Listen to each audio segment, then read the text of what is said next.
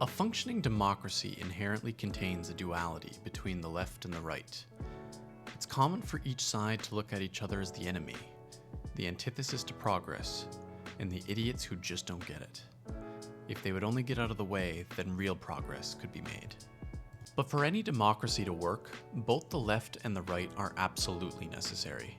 In fact, it's the balance between these two competing ideologies that maintains democracy.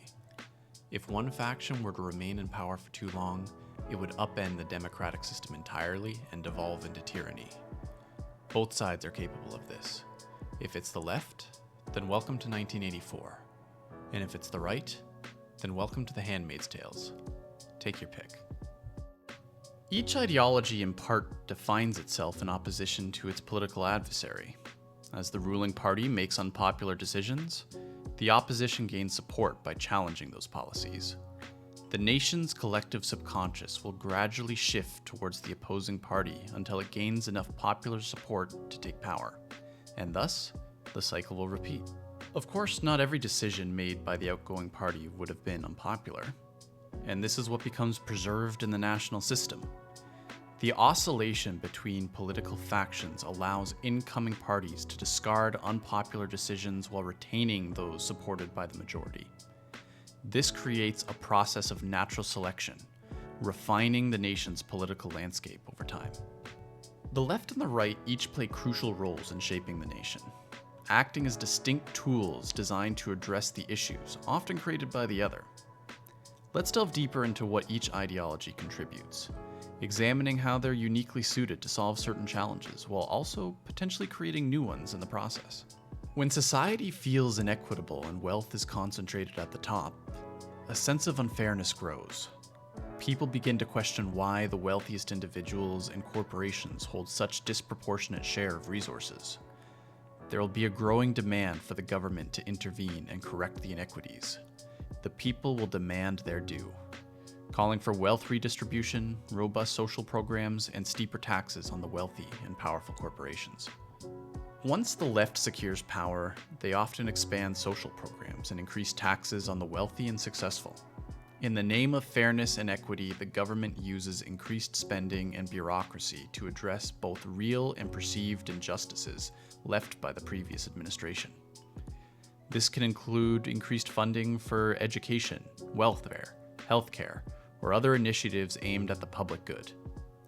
Businesses may also face heightened regulations, whether to combat climate change or to ensure better treatment and pay for their workers.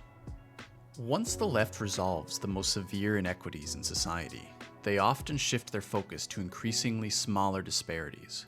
The bureaucracy required to address these issues grows larger and more cumbersome, straining society's resources. Taxes rise, regulations tighten, and the cost of doing business increases as productivity declines. To maintain power, it's not uncommon for the left to amplify perceptions of societal injustice and leverage its expansive bureaucracy to shape the narrative around the nation's challenges. Society begins to buckle under the weight of its bloated and burdensome bureaucracy. Excessive rules and regulations stifle innovation and hinder business growth. Frustration grows as people question the necessity of so many restrictions, asking why such control is needed and why can't they simply be free to take risks.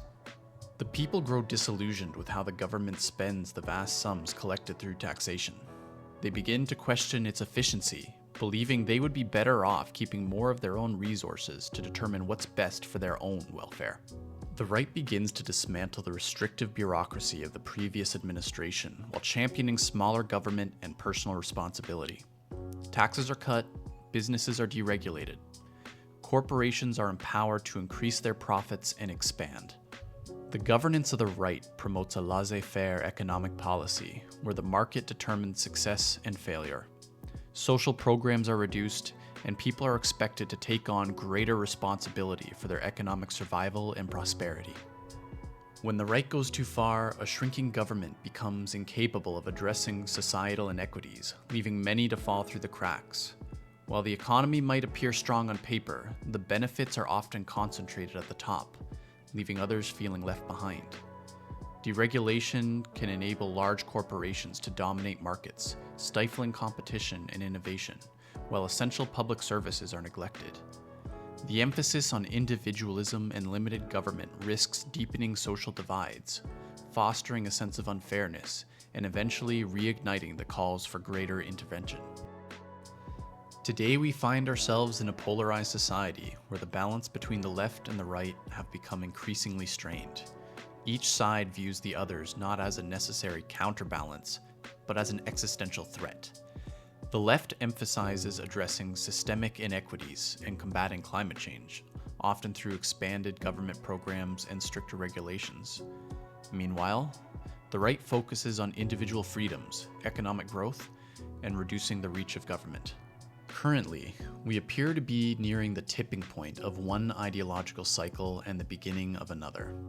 After a period of left-leaning governance characterized by expanded social programs, heightened regulations, and a focus on equity, frustration is building over the growing cost of government, rising taxes, and perceived inefficiencies. Many feel burdened by bureaucracy and disillusioned with how resources are being managed.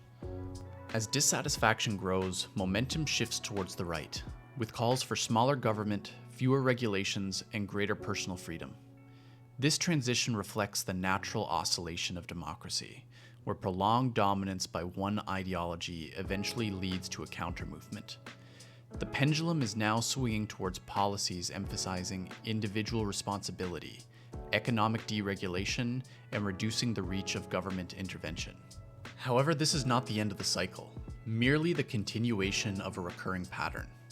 If the right overreaches, failing to address the inequities or allowing wealth and power to consolidate at the top, the pendulum will inevitably swing back towards the left once again. This constant shift is the engine of a healthy democracy, ensuring that neither side becomes too entrenched or absolute in its vision.